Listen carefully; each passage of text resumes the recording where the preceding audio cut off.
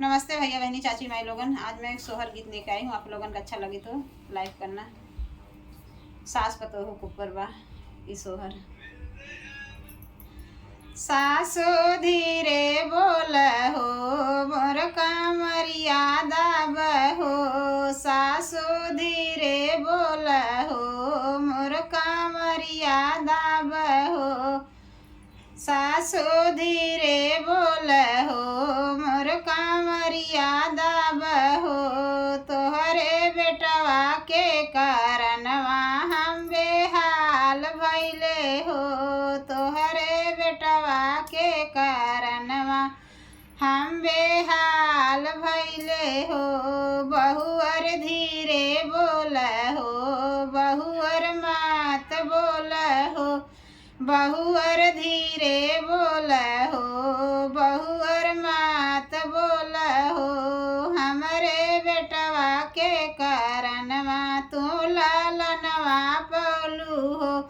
हमरे बेटवा के कारणवा तू लालनवा पौलू हो। जेठनी धीरे बोल हो जेठनी मात बोल हो। तोहरे देवरू के कारणवा हम बेहाल भइले हो।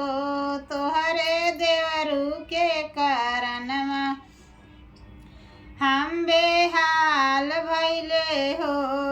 तोहरे देवरू के कारणवा हम बेहाल भइले हो। छोटी धीरे बोल हो छोटी मात बोल हो। छोटी धीरे बोल हो छोटी मात बोल हो। हमरे देवरू के कारणवा नंदलाल भइने हो। हमरे देवरू के कारणवा नंदलाल पौलू हो। नंदा धीरे बोल हो नंदा मात बोल हो। नंदा धीरे बोल हो मोर कामरिया दाब हो। मोर कामरिया दाब हो। तोहरे भैया के कारणवा हम बेहाल भइले हो। तोहरे भैया के कारणवा हम बेहाल भइले हो। भौजी धीरे बोल हो भौजी मात बोल हो।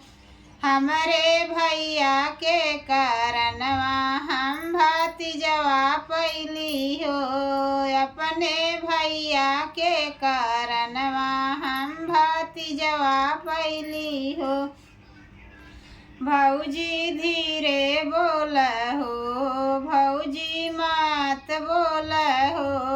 तो अपने भैया के कारणवा तू लालनवा पौलू हो।